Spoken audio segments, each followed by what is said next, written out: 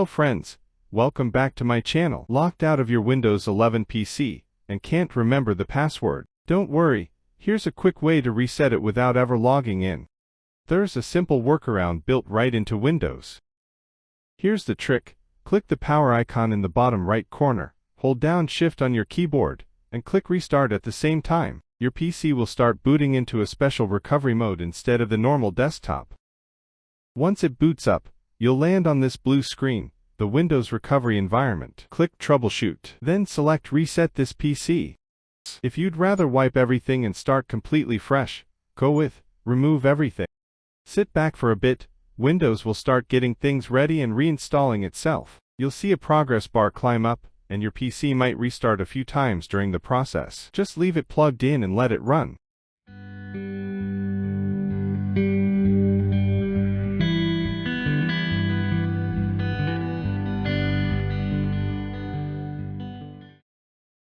Once the reset finishes, you'll walk through the regular Windows setup, pick your region, your keyboard layout, and then sign back in with a Microsoft account.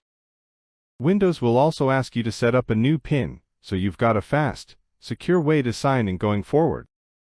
And that's it, you're back on your desktop, everything's working, and you're locked out no more.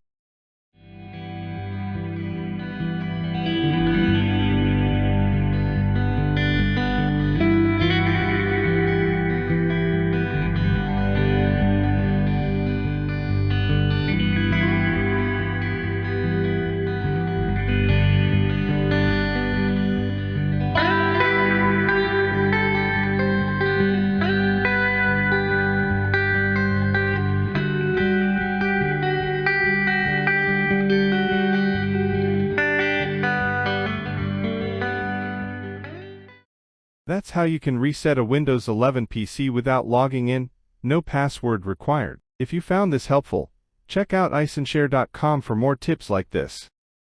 That's all for the video. I will see you in the next